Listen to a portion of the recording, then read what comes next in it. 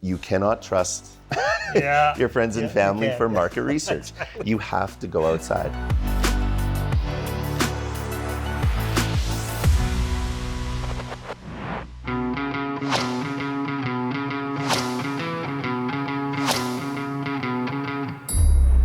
Hi, I'm Karmali. I'm author, business expert on Global News Radio and CTV, and I'm excited and happy to be interviewing one of the best brewery companies in Alberta and his president, Jeff Popiel. Jeff, welcome. Thank you. Thank you for having me. So I'm excited because I really want to know about your business. So tell me in 30 seconds or less, your elevator pitch. Well, Village Brewery's been around for 10 years. We are a private enterprise that acts a lot like a social enterprise. Our DNA is built on building community, giving back, and doing it around great quality beer.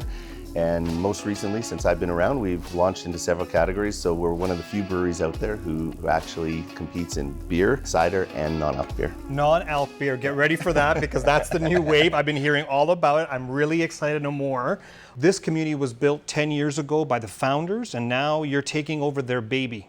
How's that transition where you're now, here's my child, and now you run with it? How is that as running as a new president for the company? Well, the good news is we have a great team here. So we've got people who've been around for a long time as well. So I wouldn't say it's me definitely taking over, but stewarding is a great word I have in mind.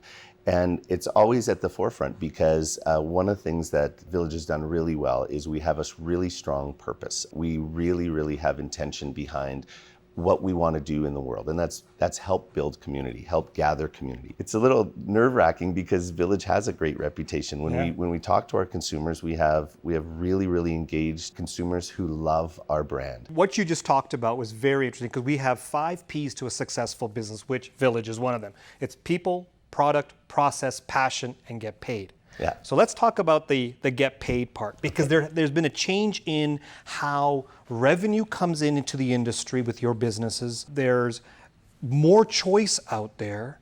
How do you make sure this business still becomes financially profitable? Like, what are the things that you focus on? Well, for us, it really starts with the consumer. So we're always looking at consumer trends. In this past year, we've just done a lot of work on listening and identifying who is that craft consumer. And what we've learned is there's more than one craft consumer. So those different consumers have different needs. And keeping that at the forefront of our business planning, keeping that at the forefront of even just understanding macro trends that are out there helps us sort of identify where we want to go. Similar to the non-alc side now. Well, and that's a great example. Many years ago, non-alc was a very small non-existent. Non-existent, yeah. And what's interesting too is it was used in a different way. So non-alc was the last choice you had if you wanted to have something close to a beer. There were few breweries who did it, and perhaps the quality and selection wasn't what it was like today. Well, today, there's a consumer who they use it alongside beer. They use it for reasons like socialization. There's this health trend that is just prevalent throughout all of consumer packaged goods, but really now there's a healthier choice in beer. We're low calorie, low carb, low sugar. So understanding those needs for the consumer helps us figure out where we want to be in the market. And because like you said, there's so much more choice that consumers have. Jeff, I take the vision of where you're at in your role today similar to a pilot. Sometimes you have to sit in the cockpit and just let it go on autopilot, let it just fly because it's been running for 10 years. And then sometimes you have to grab onto that wheel and really take control. How do you assert yourself in this business because you're now coming into a 10-year-old business? When do you bring in your flavor, your approach, your style into the business? Well, I think it sort of just happens by, we all bring our own talents and experiences to it. I think that there's some advantage to having someone who doesn't have I have consumer packaged goods experience, but I don't specifically have beer experience. So it's a lot of listening and learning. That's the first part of it. The next part of it is integrating our veterans and our board members along with the fresh new ideas. Our brewers, so these are the artists of our industry, determining where the company's going. I think it's really important to listen and with intention have those inputs into the plan. Outside of that, I almost see it a little bit differently than you. I think you always have to have your hands on the wheel. I think the autopilot is the recipe for a little bit of disaster. And so what made Village great is the same thing that and principles that we're following right now, which is we were innovative, very innovative. I think we were brewery number 6 in Alberta, something like that. And you can see that over the 10 years that we've been in business, how much the industry has changed. And it's been all these amazing entrepreneurs who've come out with something new to say, adding new products, new varieties, new styles, and it pushes that line always to force all of us to make sure we hold on to that wheel, and you're always looking ahead.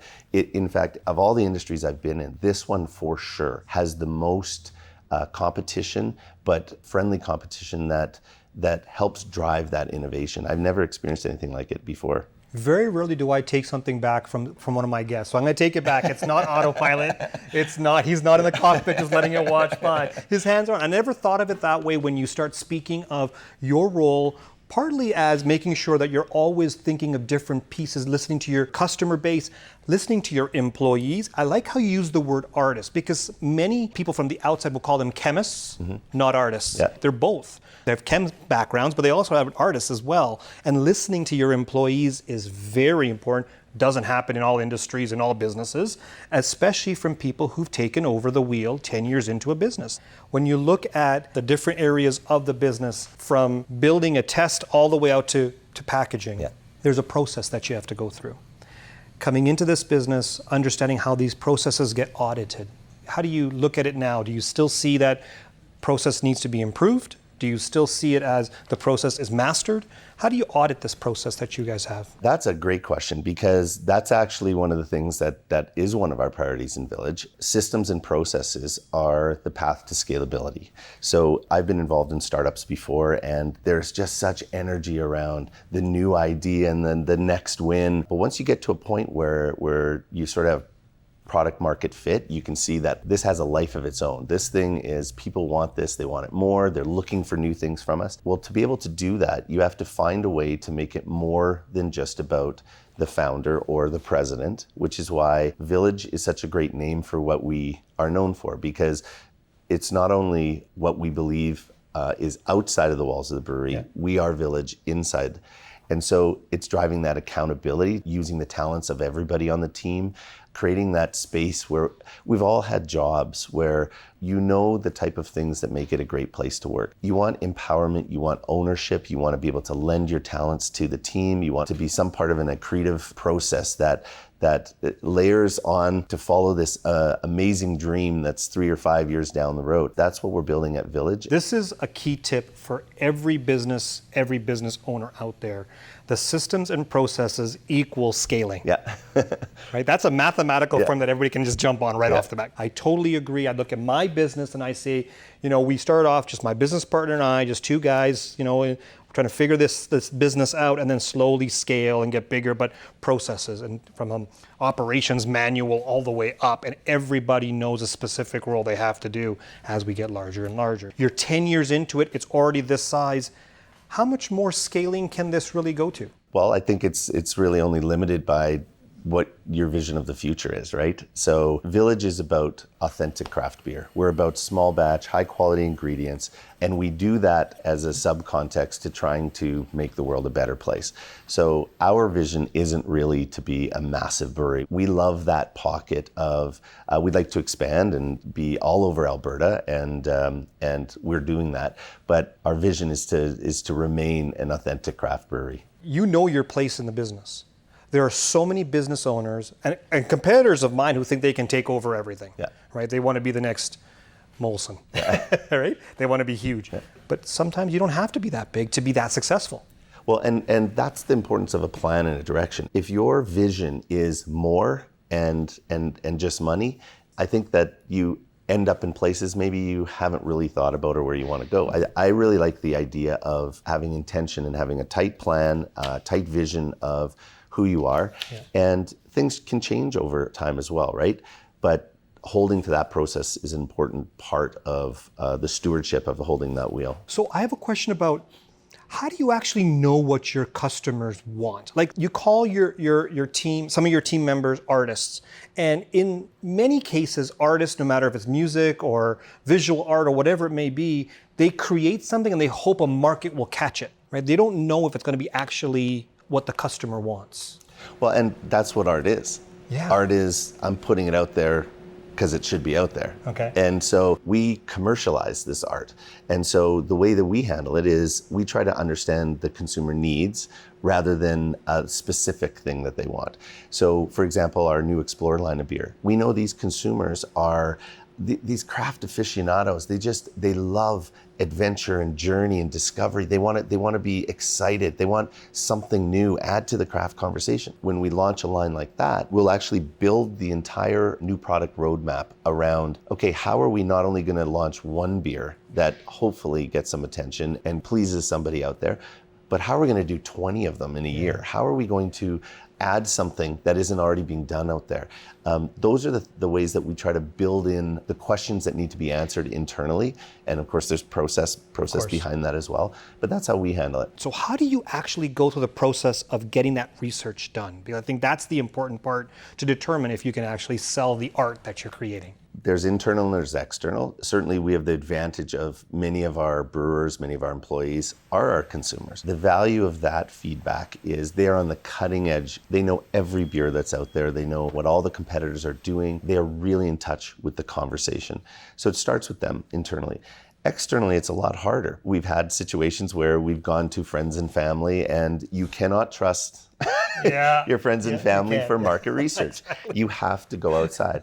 So that takes the form of several things. Sometimes it's talking to people in the aisles in liquor stores. It's being in touch with customers who are, so customers for us would be bar and restaurant owners. It would be the retail chains. They're the gatekeepers of the consumer. So they have a perspective that isn't always shared. So that's a group. And I guess the last one would be, we do hold focus groups. We do have a selective council of people that we trust in beer who help us. We look to other markets to do a bit of consumer research. So between all of that, you form a perspective. And those perspectives are mitigated by also how we launch beer.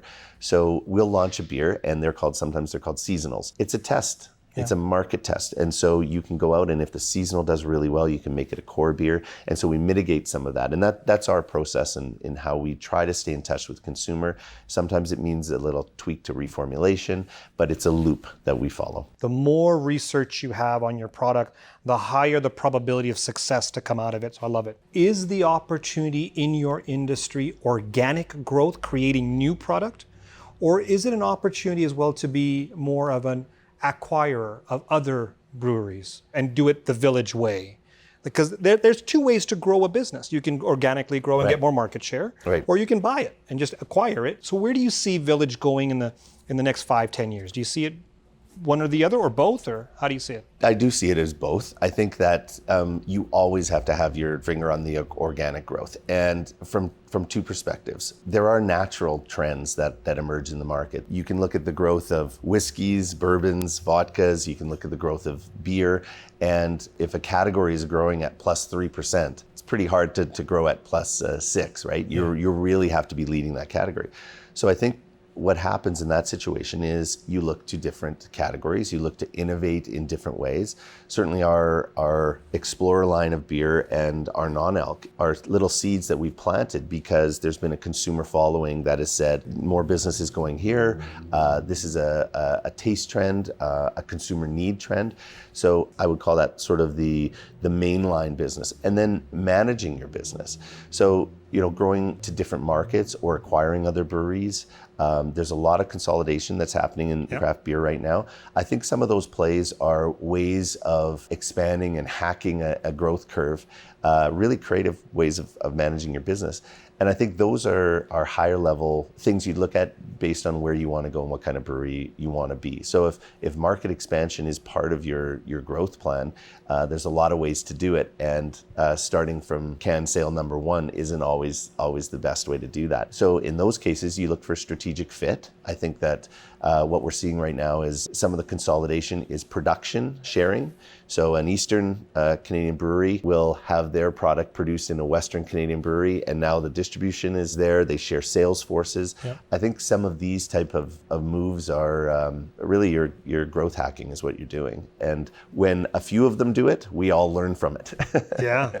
How do you determine if a company is a strategic fit for Village or not? Or how are we a strategic fit for another company? Absolutely. In a manufacturing-based business, there's different components to the business that I think are a little bit more replicable. So things like production, things like distribution, sales coverage. In a manufacturing business, those are a little bit more commoditized, right? So if we have a formula or recipe here that can be replicated on different equipment in a different brewery in a different location, those are things that I think are much more easily shared than not. And then there's things that aren't. So we have a department here called CX, which is community and experience. So it's really about owning that consumer experience. We have a mission that is about investing in the communities we do business in, giving back, helping build, foster relationships, foster connections. That's harder to do on scale. So I think for a brewery like Village, strategic fit gets complicated if you're talking to someone who doesn't exactly mesh with your values. And ultimately, I think that's probably what it comes down to is there a sharing of those values? And we see it all the time. There's That's what it is. I think you nailed it when you talk to my business partner about an opportunity. Let's go buy that business or that practice, and their values don't match ours. Yeah. We know it. Like when we're talking to the individual, you just know it doesn't match, so we just walk away. So I think you've nailed it on why we haven't done it, but why you can is that if your values match. I want to chat about passion. How many employees do you have in this business? 26. 26 employees. That's quite large.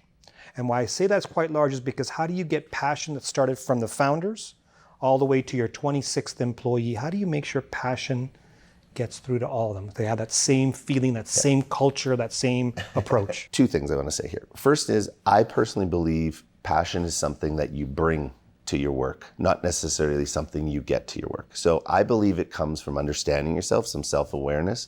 I believe it comes from your own personal mission. And that is something that sometimes it takes time to learn in yourself. Sometimes it takes a little bit of road under your wheels to figure out what is it you want. So that is a general philosophy that I think sort of exists. The flip of that, it's the entitlement almost of excite me. What are you going to give me? And it's the wrong approach because you're in charge of where you want to go with your life and what you want to do and what you want to trade each one of your precious days for. That's sort of the underlying philosophy. But so how do you rally a whole bunch of passionate people? And to me, it's about the dream and it's about the values. You know, people work for a lot of different things. Money is one of them, but it is my experience, not the most important.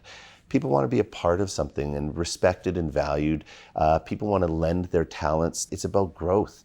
So it's about, what can Village offer to you? Well, I can offer you an amazing mission. We are passionate about what we're trying to do here, so much so that we care more about how our labels reflect our community than how much they sell our beer almost. It is using that platform to say something. That spirit behind your business, I think, is why everybody gets here on time, spends extra time, sacrifices family time to do something that they want to trade their days for. And so that I put that on us, and we've been gifted an amazing vision by our founders, but it's certainly ours to steward into the next 10 years. That's probably the hardest part of any president, owner, entrepreneur when they get past, I think, 5 or 6 employees is how do you have that passion kind of filter through? And I like the fact that you said passion is something you bring, not something that's brought to you. So I like that piece. I like the fact that you said, that you're in charge of your own passion. I wish you guys nothing but the success out of all this.